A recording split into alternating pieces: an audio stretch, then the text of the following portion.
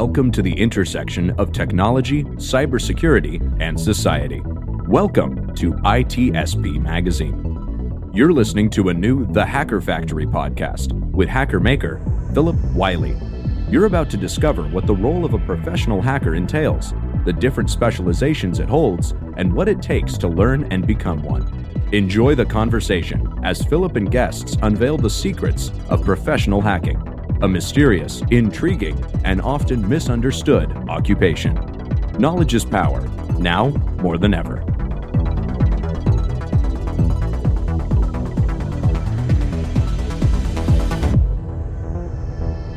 Hello and welcome to another episode of the Hacker Factory podcast. I'm your host, Phillip Wylie, the hacker maker. In each episode, I have a guest sharing their tips and story on how they got started in the industry. And this week, I'm very excited to have Allie Diamond joining. Allie and I know each other from InfoSec Twitter, and recently were introduced, and I was on her podcast and live stream. So I'm excited to have her on the show today. Thanks for joining. Thank you so much for having me. I can't stop smiling. My cheeks hurt. I'm just so excited to be here. That's good to have you. And I think you're always doing good things to help people that are trying to get started in the industry. And I think those are the kind of people that are very helpful to have on. So thanks for joining. Yeah, I'm so happy to be here. So to kind of start out, why don't you tell our audience about yourself? Yeah. So, hi, everyone. I'm Allie. You can find me online everywhere at Ending with Allie. That does include Minecraft. And I say that every time. If you hear me talk, I'll say that every time. But I'm an engineer by blood and by trade. I come from a long line of engineers. So being surrounded by computers was always something that I grew up kind of seeing in my life. And I know that's a huge privilege in the tech industry to have that, because there's so many people who didn't have that opportunity to be raised by engineers. But I am actually a developer relations engineer by trade, software engineer by education. And so right now I work at a company called coder.com, where I focus on making the product more accessible and get more eyes on the product, as well as create content that helps developers and DevOps engineers understand how the product works better. But in my free time, I am a cybersecurity aficionado, lover of InfoSec, and Twitch streamer. And that's where I kind of study live and work on security-related content. Oh, very cool. So yeah, it's one of the things that I thought will be worth sharing too, is your content creation, and because there's so many people that are kind of got their start in the industry through content creation. Although, not the case with you, but seeing how it's a very important tool for people wanting to get started out is definitely worth discussing.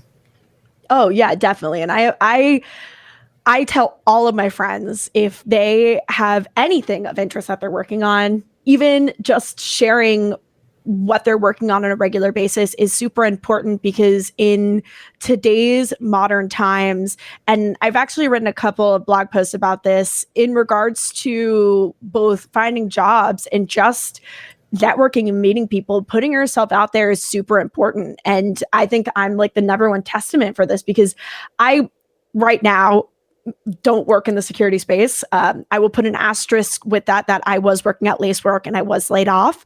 But I had the opportunity to work in the security space, but I wouldn't have gotten that opportunity had I not put myself out there in regards to my love of security, and just be like, this is something I want to do. I want to change the way that developers think about security, and also just promote more people for getting involved in the security space. Yeah, before we get more into the content creation stuff, that's very important to have someone that's advocating for developers to be more secure, because I know a lot of the schools really don't teach that coming out. So a lot of developers have to learn that after the fact. Yes, I know. Oh my God. As someone who gets a lot of anxiety, I imagine that this is a very, I hope that a lot of developers can relate to this. When you're writing code and you're sitting there and you're thinking, you're like, oh my God, am I writing this code secure? What if this is going to be vulnerable? What do I do? How do I do this? And I just think it's there needs to be a change in just the software tutorial writing industry and just software education industry in general, of teaching people earlier on how to write more secure code. And this even falls under the shift left principle. You hear people talking about shift left all the time. And for those who don't know what shift left is, it's basically like taking a process and moving it earlier into the development cycle, into the software building cycle, into the just process cycle in general. And like in my mind, teaching developers earlier on in their education about how to write secure software is the ultimate shift left, because you're making it easier for the people at the end of that cycle who are all the way on the right, whether that's your security, teams, your IT teams, your pen testers. You're making your pen testers' lives harder because you're putting in less vulnerabilities, but also making your security teams have more sleep at night, a better quality of life. Like there's no excuse for engineers to not write secure code. So what are some recommendations for people that are coders that want to learn to secure more code, to code more securely? Yeah. My number one recommendation is be skeptical of every tutorial that you read. Understand that every tutorial that you read is not going to be secure.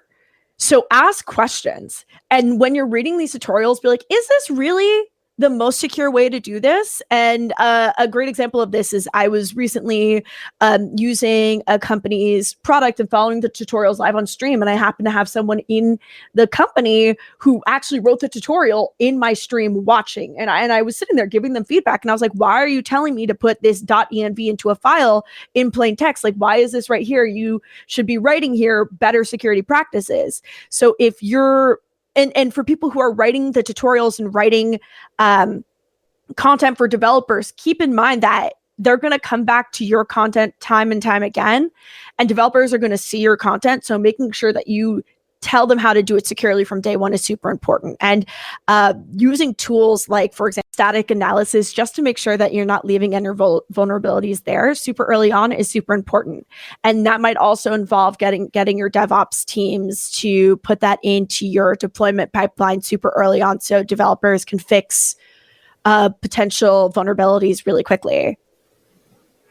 So there's some good resources that you recommend for learning? Honestly, my number one resource, if you're interested in learning how to write more secure code, is go to TryHackMe and try learning just some security principles. Just learning the basic security principles from TryHackMe, do a couple of easy boxes. They're not the most difficult, will just get you in the way of thinking how to write code more securely. Yeah, I like that too. The hands-on approach makes things more interesting and sometimes I think a better way to learn than just methodology. You can read all of the papers in the world, but until you put it into practice, it's never going to stick, you know? Yeah, definitely. So kind of how did you get started with coding? How did you get into, I know you grew up raised by engineers, better than being raised by wolves, but how did you, so what got you interested in coding and kind of how did you get started? Yeah. Okay. So I remember exactly where I was when I realized I wanted to take a coding class. So I was my 9th grade. It was towards the end of the year. It was probably like April or May. And I was in my physics class, and I could literally tell you almost the exact time. It's actually kind of scary why I remember this. It was around like 3:20. Class got out at 3:30, 3:37, which is a very weird time, I remember. But we had finished the lessons early for the day. And so one of my friends was working on his coding homework. And I was like, what are you working on? And he's like, oh, my coding homework. It's in C. Keep in mind, they're teaching freshmen C. And I was like, that's crazy. Like, that's so cool. I want to learn how to code. And it was nothing that I was like shepherded into, but instead something I took the initiative into. And so I've just been in the software space ever since. I took coding courses when I was in high school. I went on to graduate high school and went on to study computer science and electrical engineering at MIT. And when I was there, I actually learned about developer relations. And so I've actually been doing DevRel as my career since I graduated college. So very cool. And that's just one of those type of roles that you just really don't think about. That's pretty cool. Yeah. Must have been a pretty interesting experience going to MIT. Yeah, Yeah, I've been thinking about it a lot recently. But it was definitely like people are always like, "Oh, was MIT hard?" And I'd say, "Yes, it was the hardest thing I've ever done." And then they're like, "Oh, but like, would you do it again?" And in a heartbeat, if I had the opportunity to go back to MIT, I would love to. I just feel like I know so much more now than I did then. That is just such a dream. It would be so cool to take what I know now. So if someone was wanting to get started in software development, how would you recommend that they get started? I mean, you've had your experiences. Are there, what would you consider the optimal way for someone to get started in that area? Yeah. And this is something I think a lot about because and this is going to touch on content creation. There's a lot of content creators out there who are just like, oh, go on these websites and do this and do that. But at the end of the day, it's the same idea of learning by doing. As I've said, for software engineers who want to write more secure code, try Hack Me. And for people who just want to learn how to write code, start with just making yourself a personal website. There's a lot of awesome resources out there now that will enable you to just learn how to write your own personal website and get that deployed up into the cloud really quickly. Things like Vercel and Netlify basically remove having to think about hosting, and you can just deploy it quite quickly with little to no friction, as well as doing a lot of, I personally am like, oh, stop by on my Twitch streams and see what you can learn there. I personally try to make my Twitch streams super approachable for everyone, as well as people are going to tell you to go to Free Code Camp and all those different ones, but figure out what really works for you and the way that works for your learning. So for me, I find that just being live on Twitch and having that collaborative experience is really, really helpful for me for learning, but that might not be something that's good for someone else. So knowing what style of learning works best for you. Very cool. So yeah, I've kind of wondered about free code camp, whether that was a good resource or not. You see that one thrown out there a lot. Yeah. But my opinions on free code camp are they focus more on just like a higher level thing. And when you want to go deeper, and if you go on my Twitter, I'm right now very anti JavaScript. So maybe find something that does Python. Try Python. I'm anti JavaScript right now. I'm done with JavaScript. Yeah, there's a lot of it out there for sure. Yeah. And it's got this, and when it comes to JavaScript, and this is just my personal opinion, so calm down, remove the pitchforks. But there is such a chokehold that JavaScript has on the industry, and people telling new engineers they need to learn JavaScript, but there's more to the software industry besides just JavaScript. And we need to remember that. So learn other things besides JavaScript. Yes, script can do everything, but should it do everything? Ask yourself, should you really be using JavaScript for your front end, your back end, your database, and like every single thing? Probably not. But that's just my opinion. So what do you recommend for like web development? What's your preferred? Yeah, I've been really enjoying Flask for the back end. Obviously, for the front end, you have to use JavaScript, sadly. But trying to do as much lifting as I can using Python as possible. So. Yeah, and that's a good one for folks that are wanting to get into security industry or are into security industry. There's so many uses for Python. Yeah, especially for that. Python is just such a like universally usable language, because I'm sorry, but I don't want to have to think about trying to write like scripts using JavaScript and having to figure out how to run them in like terminal. While in Python, it is just a one-line command to try running a script in the terminal. Like there is just so much easier to me to understand Python than JavaScript. And at least nowadays, if people want to learn Python, it's gotten a little bit better. Before, when you still had some of the Python 2x out there and 3x hadn't been fully adopted yet. So at least that makes things a little more easy for people wanting to learn Python these days. Yeah. Oh, definitely. Now it's consistent. Eventual consistency works, and we've reached it. So yeah, we should kind of dive into the content creation thing. So what are your kind of recommendations there for people that want to get into content creation? Where should they start? What type of platforms should they use? And Yeah.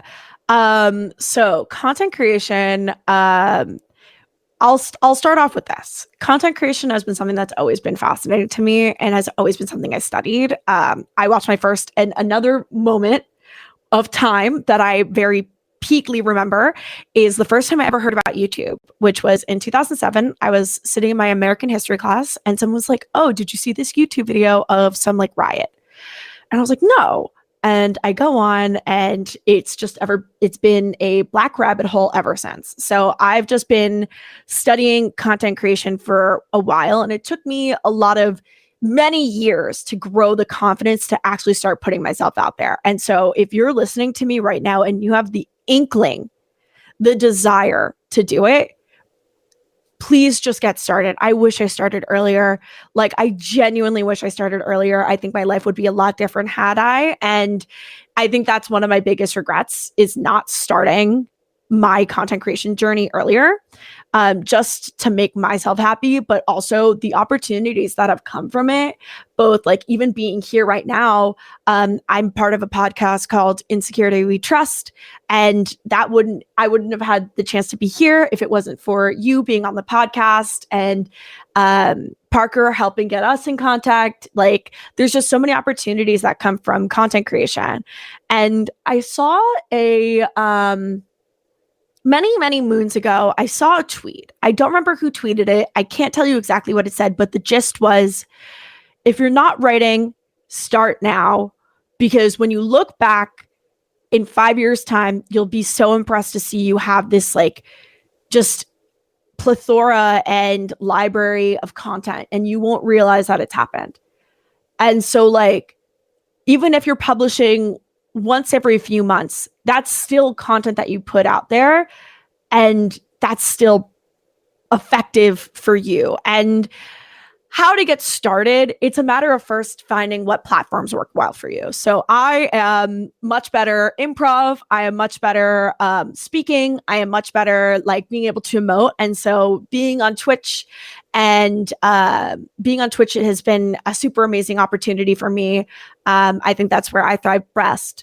But then there's also like Twitter, and simply you might be like a thread kid, where like you're just doing a lot of threads about the things that you're learning, things that you're working on, and people really love learning that way. You might be a writer, and that might be just creating blog posts. And I'll pause and say, right now, the SEO on blogs are really difficult. Yes, but at least having that backlog of content that if you want to get a new job, you can go up and be like, "Hey, I'm looking to get hired. Here's all this content I've created." You can see that I have a level of competency that is harder to prove otherwise when you don't have that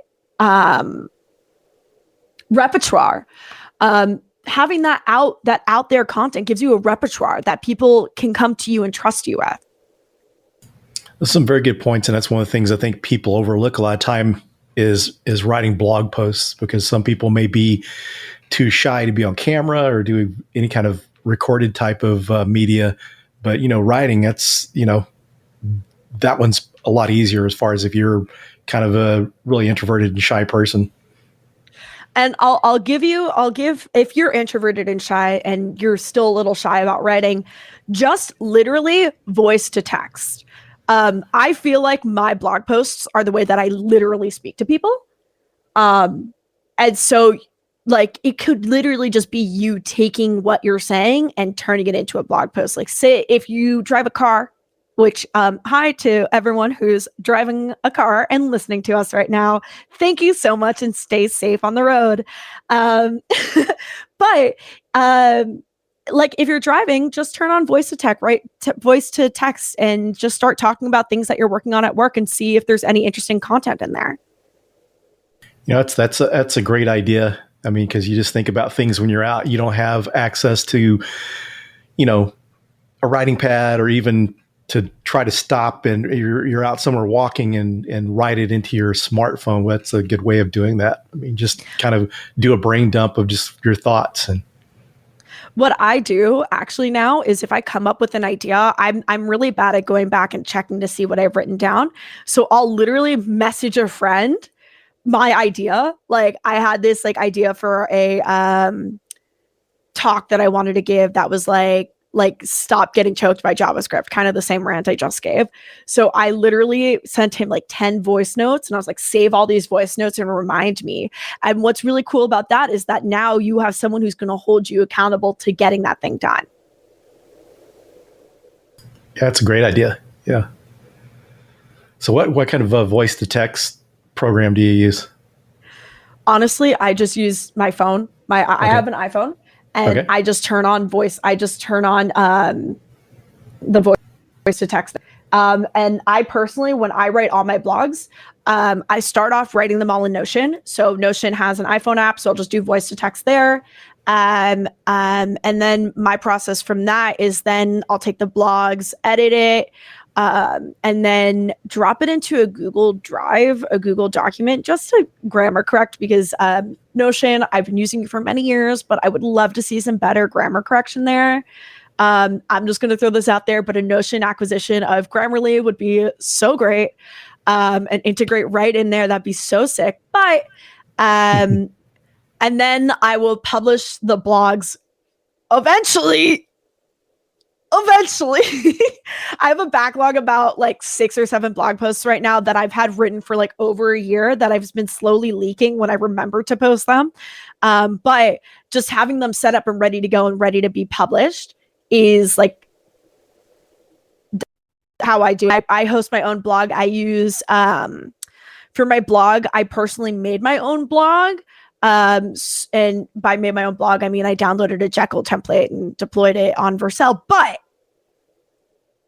I want to see someone write their information security blog on Tumblr. Please make it happen. Someone please use Tumblr as your blog. I think that's a great idea. Literally, like it's even less friction than like setting up a WordPress site, setting up all those other like blogging platforms. No, just get on Tumblr and start writing.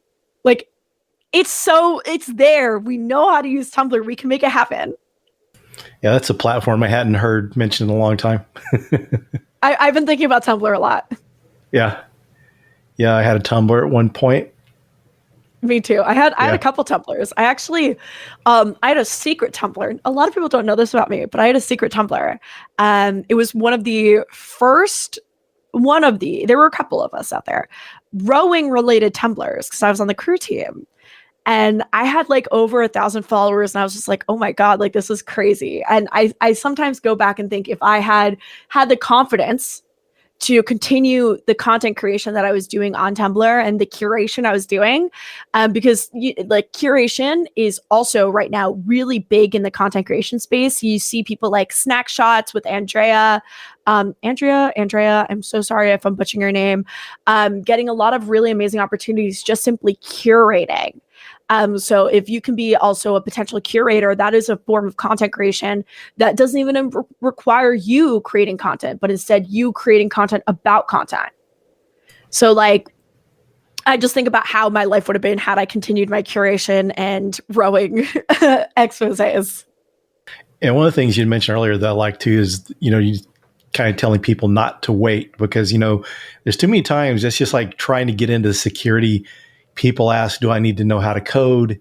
And then if they hear that they need to know Python, then they're going to learn Python before they start their security journey.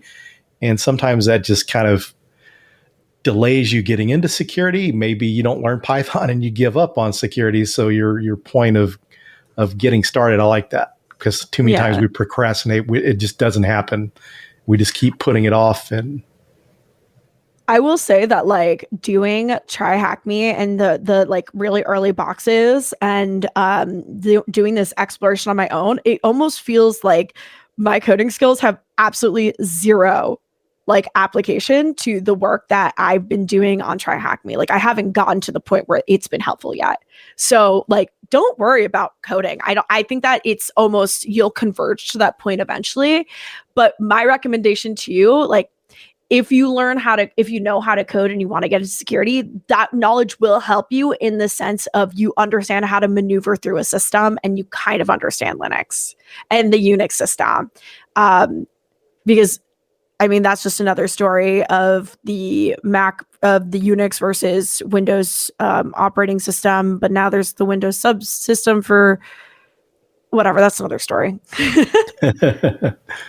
Very cool. So yeah, just kind of on the topic, since you with your security background and your personal learning journey and security. So what would be some places for someone to pivot that maybe they're working as a developer? What are some areas that they could move in through that development background would help them? You know what? That's a really great question. And I honestly have no idea. That's a really good question. I feel like a good pivot would be like maybe becoming a security engineer, but I'm still, and I'll be 100% transparent. I'm still super, super early in my security journey. I'm technically self-taught. I put a really strong asterisk on that. I'm like mostly self-taught.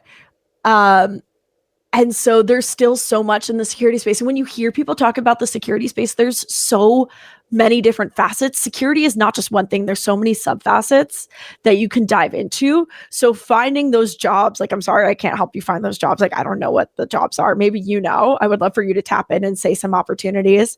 But my asterisk is that and this is a story.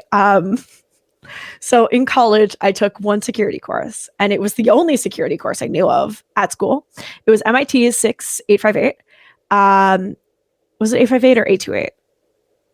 It was one of those. And it was the security course. A lot of the knowledge that was taught to us was a lot of like older papers, not a lot of modern stuff. But the course that year just happened to be taught by Robert Morris of the Morris Worm. And so that was the course that was one of the hardest courses I've ever taken. Definitely. It was so interesting. That and concurrent systems, which is a whole nother thing. But I ended up starting the homework for that course really, really, really early, like 2 weeks beforehand. I was reading the first paper because they made us read research papers. And so the first day of class comes up and I'm like, oh, wait, that's Robert Morris from the first paper that we had to read. So I walk up to him and I'm like, oh yeah, like you're Robert Morris. Like you're in the paper that we had to read. And he just like looks at me and he's like, yeah, I was really silly back then. And then he just like turns around and I'm like, this dude hates me. This dude hates me. So, I don't know. That's pretty interesting. Well, just kind of back on the topic of that, areas to pivot into is some of the areas I've seen is application security, and then application pen testing are good roles to move into. So one of the things I recommend is someone's wanting to be a pen tester and they're coming from an application background, then application pen testing is a good place to get into, because you need to understand the technology and how to secure it if you're going to be able to break into it. So those are kind of the tips I give people that are wanting to move over from a development background. Yeah. So yeah, that's pretty interesting background, and I really like the tips on the content creation. We're getting down close to the end of the show. Is there any advice that you'd like to share with our listeners? Yeah. My other one piece of advice is don't be afraid to reach out for just to ask a question. And I was literally sitting here facing this same issue yesterday. And this is more work related, but I was having an issue with Homebrew and I didn't know where to go. And I was like, oh, where do I ask this question? Oh, I could go ask it on the Homebrew page, blah, blah, blah. Just ask. No one's gonna fault you for asking a question. And if they do, shame them. Just shame them. Let people know they're a piece of trash. I'm sorry. Sorry. That might be a little strong for this podcast, but I'm a little strong, but there's no shame in asking questions.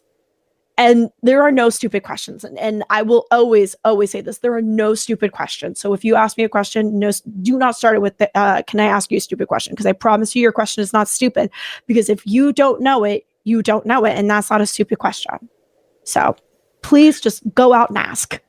Yeah, I agree with that. I think people are a lot more open to helping people than what they would think, because there's some people in the industry that want to give back and help people. They don't have time to maybe be a full-time mentor, but they can answer questions from time to time. And it's, sharing things that comes pretty simple and easy to them. So, that's kind of a way to help them give back, because just from running the Pwn School project, I've had people that couldn't run their own meetup, but they would periodically speak at other meetups because they had the time. They just didn't have the time to do it full time. So I think everyone's a lot better at that now, because when I got my start in IT back in 97, you had some of the people that it was like job security. They didn't want to share some of their knowledge with people because they feel like it'd make them replaceable. And I think that the industry is starting to get away from that. Especially, I think security's been pretty open.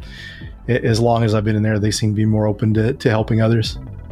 Oh, yeah, definitely. I think that even more recently, with the rise of security-focused content creators, I think that barrier has been broken down even more than I've seen in the past few years. It's just like, I just see more and more people putting themselves out there, asking for help, and I think that's really awesome.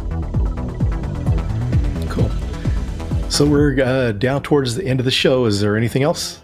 Yes, I would love everyone to come follow me on Twitch from time to time. I do security content and teach myself, so would love to see you tap in. Or if you just want to learn about coding and see someone absolutely flounder around on Twitch, I'm happy for you to come stop by.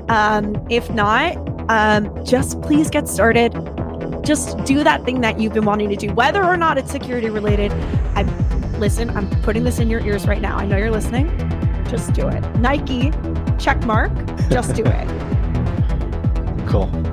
Thanks for joining. I appreciate you taking time out of your schedule to join the podcast.